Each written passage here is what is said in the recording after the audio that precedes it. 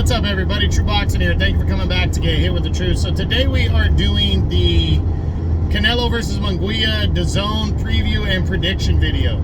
The DAZN card preview and prediction video, as I will discuss all fights on this card and give my predictions on them. Now, before we get into that, if you can smash the like button, leave a comment, or subscribe to the channel, I really do appreciate any and all support that I can get as I continue to build my channel here.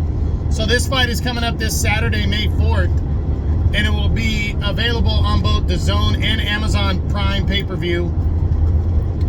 I know on DAZN it was running, I think, if I'm right, I think it's like 89 bucks.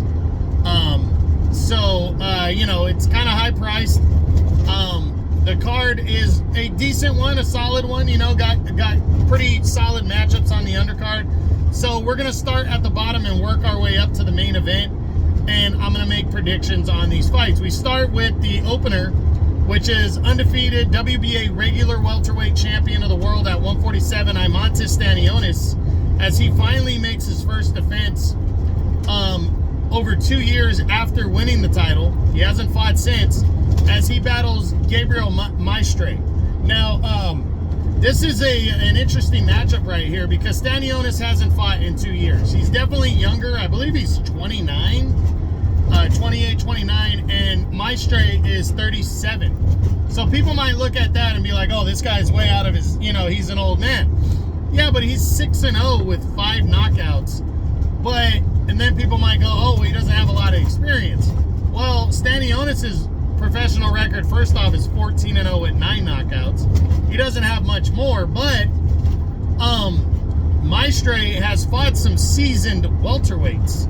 In his second fight, he knocked out Diego Chavez, who's a former world title challenger. That was 2019. Then 2 fights ago, he knocked out former welterweight champion Devin Alexander. In his last fight, he fought an undefeated Trayvon Marshall, who was an undefeated fighter at 8-0. And then his lone draw came to an undefeated fighter who was 19-0. So this guy's kind of been in there. And then he has a distinct height and reach advantage. He has about, in terms of height, I think he has a 2.5-inch height advantage. He's 5'10.5", where Stanionis is 5'8". And then he has about a 5-inch reach advantage. He's got a 73, where what's his name has a 68, Stanionis. So, you know, it's interesting, this style matchup here, you know. All those things kind of working against Stanionis, the delay, you know, how long he hasn't fought, and then all that. Is that going to matter in this fight? You know, so it's an interesting and intriguing matchup for the WBA regular world title, especially when Stanionis has so much on the table for him if he wins. You know, likely has a unification bout coming with Mario Barrios, you know, who's both of these fighters, once Terrence Crawford moves up officially to 154 on August 3rd and likely becomes the world champ there, we're probably going to see a unification bout between Stanionis and Barrios for the WBO title. I mean, for the WBC and WBA titles, because they're both with the PBC.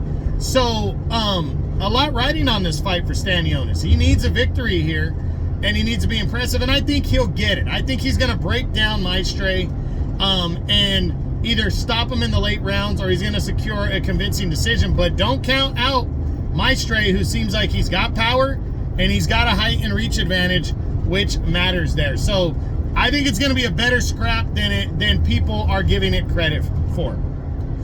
Next up, you got Brandon Figueroa, the former 122-pound champion. He's now the WBC interim champ at featherweight at 126. He'll put that interim title on the line ahead of a proposed showdown with champion Ray Vargas, as Figueroa is going to battle former 122-pound champion Jesse Magdaleno.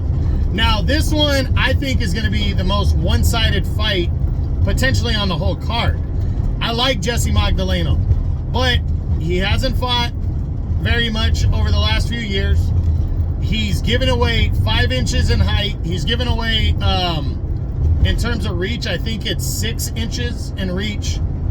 And I just think Brandon Figueroa he's a little bit younger, and I just think he's the much naturally bigger fighter. And Magdaleno hasn't been in this kind of a fight against a big name opponent in a while. And I think it's kind of a recipe for a disaster for Magdaleno. He's gonna have to try to box and set Figueroa up and be on the move in this fight, because Figueroa is gonna zero in on his body and throw a ton of punches. But I think he's gonna get to Magdaleno. I think he stops him in the middle rounds in that area and stays the interim champion. Then in the co-feature, you have Mario Barrios, the WBC interim welterweight champion of the world, likely going to be upgraded to full champion by August when Terrence Crawford moves up officially to 154 and gives up the belt. And Barrios is going to collide here with Marcos Maidana's younger brother, Fabian Maidana, who's 22-2 with 16 knockouts. Hasn't been in the ring really with anybody significant. He's basically writing his brother's name into this fight. But these Argentinian fighters are solid. And Mario Barrios, this is the first time in a while he's come into a fight as a clear favorite and is expected to win. So with that, it's different. It's always different when you have that going into a fight as opposed to being an underdog and people counting you out. So I think it's an interesting matchup right here in the co-feature. I think it's going to be a slugfest for a while, but I think Barrios, being the little bit more seasoned and better fighter against the quality competition, I think he's going to, and knowing that he also has, what I said earlier, a likely unification bout or bigger fights on the horizon at welterweight, I think he's going to get, what's his name out of there, Maidana out of there, and stop him in the middle to later rounds. This fight could end early though, and it could end on either side, so don't count this out. But I think somebody's going to sleep and getting knocked out in this fight, and that's going to be it for that one right there, Barrios by knockout.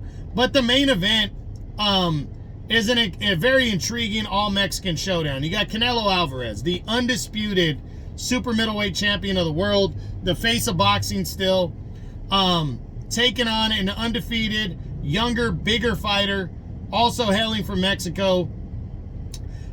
First time he's fighting a Mexican fighter since he fought Julio Cesar Chavez Jr. A lot riding on it on Cinco de Mayo weekend, the undisputed title on the line. And I know people are disappointed that Canelo's not fighting the number 2 super middleweight in the world, which is David Benavidez, but he's fighting the number 3 guy in Munguia. And Munguia did what Canelo couldn't do. In January, he knocked out John Ryder, stopping him, where Canelo couldn't do that the year prior when he scored a one-sided decision win over John Ryder. So that definitely makes it intriguing, especially when Canelo is the smaller fighter. He's given up the height advantage. He's given up the reach advantage. He's 6 years older than Munguia. Is Munguia ready to take his game to the next level? Or is Canelo still the man here at 168? Is he still the undisputed? Is he still going to stay? Is he going to stay the undisputed champion? That's what a lot of people are wondering. Now, I did a breakdown video on this fight. Go check it out. I break everything down in detail. But I just think Canelo is the more precise. I think he's going to counter in this one. I think he's going to attack the body. And Munguia is going to try his ass off, but I just don't think he's crafty enough. I don't think he boxes well enough to handle the style of Canelo. I think Canelo is going to counterpunch him. I think he's going to hit him with combinations, and I think he's going to attack the body well. And I think he's going to stop Jaime Munguia in the later rounds or secure a deserving and convincing unanimous decision to retain the undisputed title. But I do think Munguia is a live underdog. So again, my predictions are Stanionis by a stoppage or a decision, but I do think Maestre's a live underdog to kick off the show. Brandon Figueroa, I do not see him losing this fight. I think that might be the most one-sided fight on the card. I think he's going to stop Jesse Magdaleno in the early to middle rounds It could possibly go into the late rounds, though. The co-feature, I think Mario Barrios and Fabian Maidana could be a banger for a while, but I think eventually Barrios gets what's his name out of there and secures the knockout win, Maidana. And then Canelo Alvarez, I think, is going to stop Jaime Munguia in the late rounds or secure a convincing decision. But again, I think Munguia is a live underdog for sure. So gonna be a good card this Saturday, May 4th, Amazon and DAZN pay-per-view. Canelo versus Munguia. This was the preview and prediction video. I hope you enjoyed it. If you did, smash the like button, leave a comment, or subscribe to the channel. I appreciate any and all support.